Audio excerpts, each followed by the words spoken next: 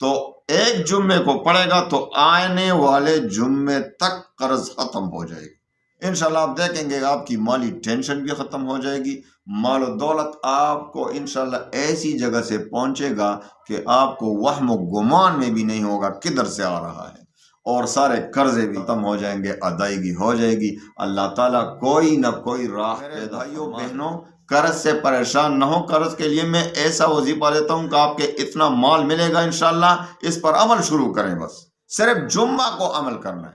بہت سے لوگ قرضوں کی پریشانی کے بارے میں مجھے واٹس ایپ پہ بتاتے ہیں، قرض سے بہت پریشان ہوں، لاکھوں کروڑوں کے نیچے دب گیا ہوں۔ تو بھائی انشاءاللہ العزیز میں آپ کو ایسا وظیفہ دیتا ہوں کہ آپ کی قرض انشاءاللہ ایک ہفتے میں دور ہو جائے گی۔ آپ عمل نہیں کرتے، اس لیے تو میں ہر بار آپ کو یہی بتاتا ہوں کہ وظائف کے کچھ قوانین ہوتے ہیں، ایسے نہیں کہ بس آپ اپنا عمل، جو بھی آپ کا عمل ہے، بدعملیوں میں اور گناہوں میں ملوث ہوتے جا رہے ہیں اور پھر وظیفے بھی پڑھ رہے ہیں، تو آپ کا وظیفہ کیا کام کرے گا؟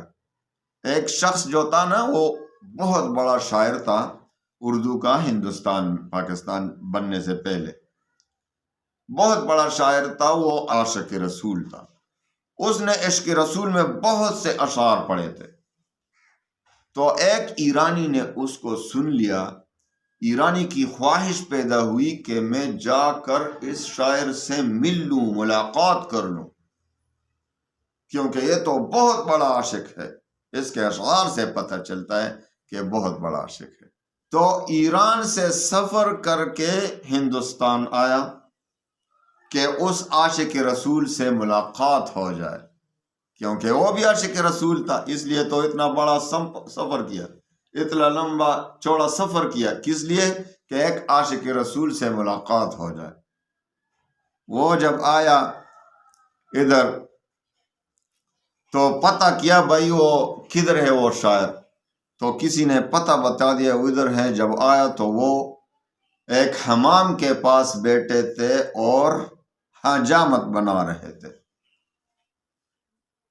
وہ شیو کر رہے تھے، داڑھی منڈا رہے تھے۔ تو بہت بڑا حیران ہوا، وہ عاشق رسول جو ایران سے آیا تھا، اس نے کہا یہ تو عاشق رسول ہو ہی نہیں سکتا جو داڑھی ہی نہیں رکھتا۔ تو اس شاعر نے کرسی پر بیٹھے بیٹھے ایک شعر پڑھا، ابھی وہ شعر تو میرے دماغ سے نکل گیا ہے، لیکن اس کا مفہوم یہ تھا کہ میں داڑھی منڈا رہا ہوں لیکن کسی کا دل نہیں دکھا رہا،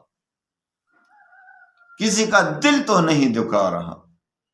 تو اس ایرانی نے کہا تم تو کہتے ہو میں کسی کا دل نہیں دکھا رہا، لیکن آپ تو محمد عربی صلی اللہ علیہ وسلم کے سینے مبارک پر چھری چلا رہے ہو۔ داڑھی منڈانا ایسا ہے جیسے حضور پاک صلی اللہ علیہ وسلم کے سینے کو چیرنا، نعوذ باللہ۔ تو وہ شاعر حقیقتاً عاشق تو تھا لیکن داڑھی نہیں رکھی تھی، گناہ کر رہا تھا۔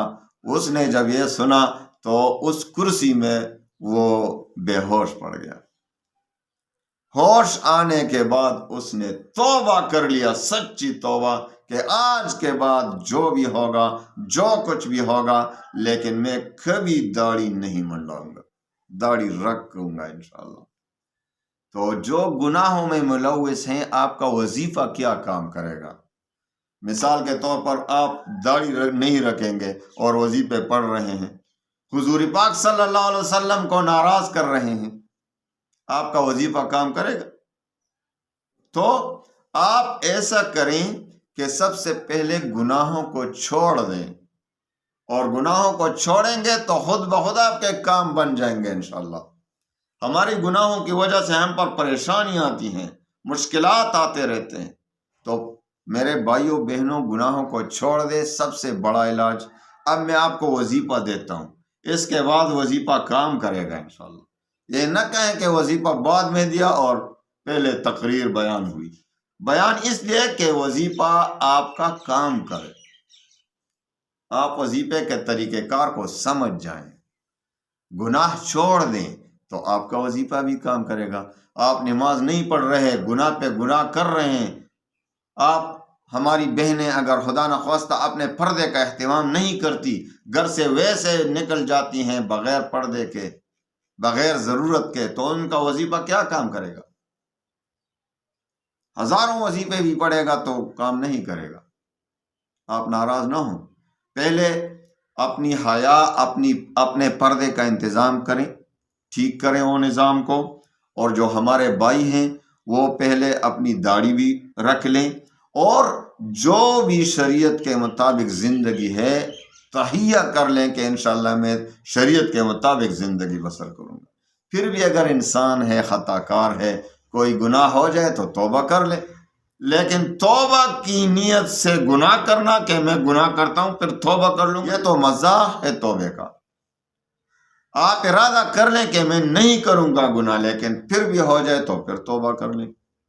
تو میرے بھائیوں بہنوں، قرض سے پریشان نہ ہو۔ قرض کے لیے میں ایسا وظیفہ دیتا ہوں کہ آپ کے اتنا مال ملے گا انشاءاللہ، اس پر عمل شروع کریں، بس صرف جمعہ کو عمل کرنا ہے، بار بار نہیں، صرف جمعہ کو، ہر جمعہ کو عمل کرنا ہے۔ جمعہ کو 2 وظائف دیتا ہوں بہت آسان، جس پر میرے خیال میں 10-15 منٹ لگیں گے جمعہ کی نماز کے بعد۔ یار اگر آدھا گھنٹہ بھی لگے، آہستہ آہستہ پڑھے تو کیا قیامت ٹوٹ پڑے گی، آپ کی ضروریات پوری ہوں گی، آپ کی زندگی بن جائے گی۔ آپ قرضوں سے پریشان ہیں، قرضے سارے ختم ہو جائیں گے۔ بہت سے علماء تو کہتے ہیں اگر دل سے صحیح طریقے سے اخلاص سے پڑھا جائے تو ایک جمعے کو پڑھے گا تو آنے والے جمعے تک قرض ختم ہو جائے گا۔ لیکن ہمارا اخلاص ویسا ہے نہیں۔ اللہ ہمارے اخلاص کو درست فرمائے۔